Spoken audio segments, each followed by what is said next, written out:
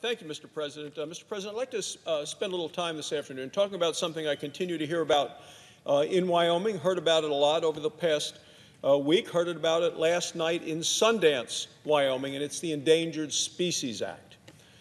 The Endangered Species Act became law in 1973. Well, that was 45 years ago. It was a bipartisan vote. The law has resulted in a lot of great work to save species from extinction. We've seen species such as the bald eagle come back from the brink of being almost completely wiped out. That's a great example of what this law was intended to do, to identify species in danger and to help them recover. The problem is that there aren't enough examples like the bald eagle to point to, because the goal of the law was to help species get to that point where they no longer needed the protection of the Endangered Species Act, of that law. We would put them on the list, and they'd recover, and they'd come off the list. That was the goal of the bipartisan legislation. It's how it was supposed to work. So let's take a look at what actually has happened. Since the law was put on the books, Washington has put 2,424 different species of plants and animals on the list, so over 2,000 onto the list. Only 54 have ever come off of the list because they've actually recovered. Just 54 species in 45 years. It's less than 3%. Mr. President, I'm a doctor. And as a doctor, if I were to admit 100 patients to the hospital, and only 3 of every 100 I admitted recovered enough to be discharged, then maybe those patients ought to look for a different doctor. We're in the same situation now with the Endangered Species Act. When it comes to the Endangered Species Act, the status quo is not good enough. We need to do more than just put species on the list and leave them in the intensive care unit without a plan for recovery.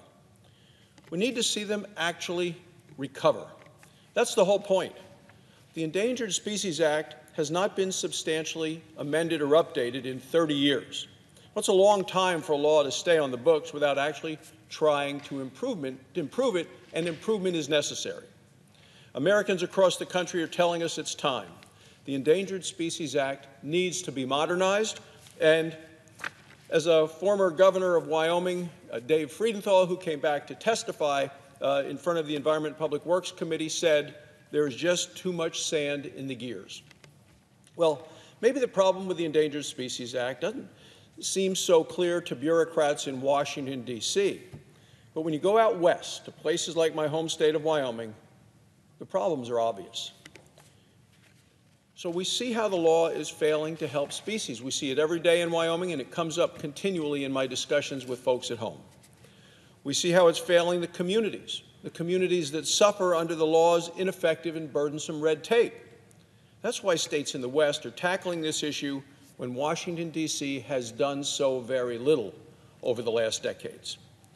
3 years ago, the Western Governors Association, it's a bipartisan group, began looking at ways to modernize the law to help the Western states. The chairman of the group was Matt Mead, who is our governor in Wyoming. He set up a special bipartisan initiative that's been working on this issue all of that time. They talked with people across the political spectrum, liberals, conservatives, Republicans, Democrats, people from all different backgrounds, and they came up with some practical and sensible policy recommendations.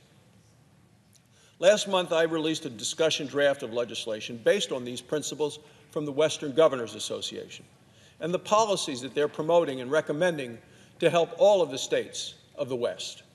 It's an effort to recreate what the Western Governors Association's bipartisan process has done and recreate it right here in the United States Senate.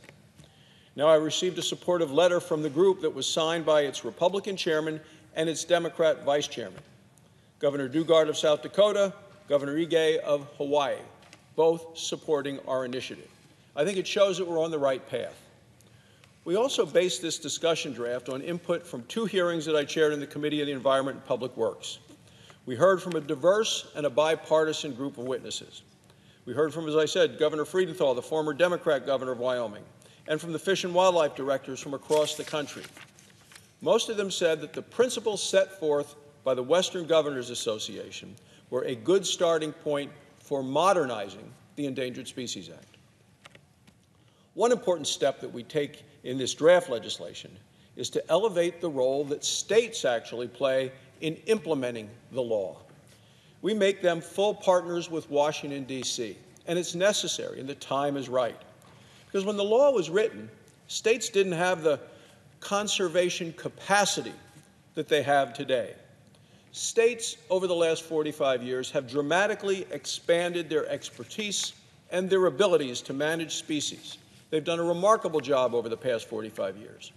State and local experts are the ones on the ground. They understand the situation, and they work with the species on a daily basis.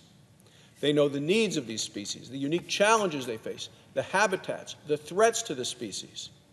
So my draft bill gives states the opportunity to lead wildlife conservation efforts because they're the most prepared and the most able to do it. States need to be playing a significant role in recovering and in managing these species.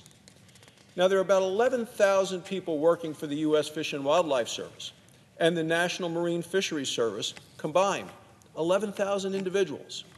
Conservation efforts at the state level have more than 50,000 people, so more than 4 to 1 of people working at the state level on these critical issues.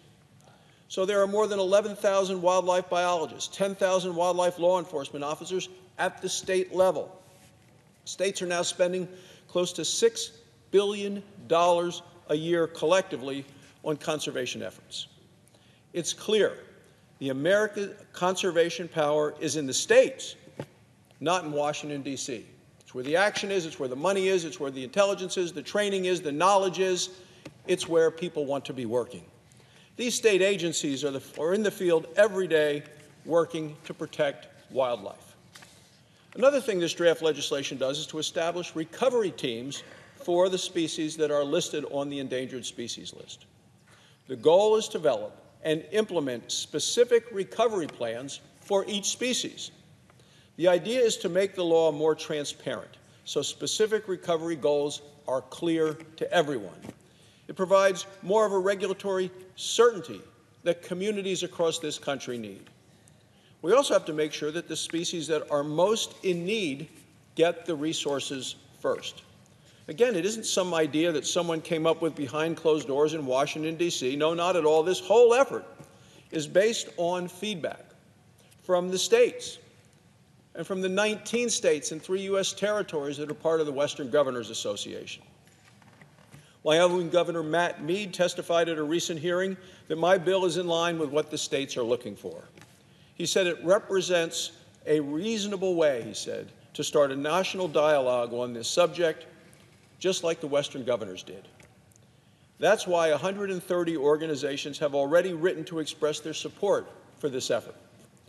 Now, there are some groups out there that don't want any change to the law, no change at all.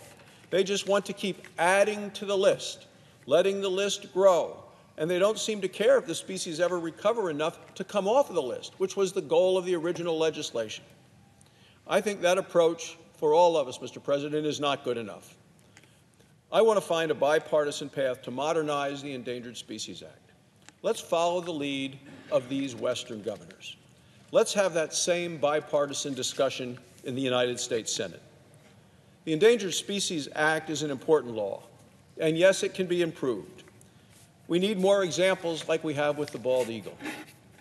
Recovering these species must be the goal, not just putting them on life support and leaving them. Let's work together, Mr. President, to make the Endangered Species Act work better for species and for people.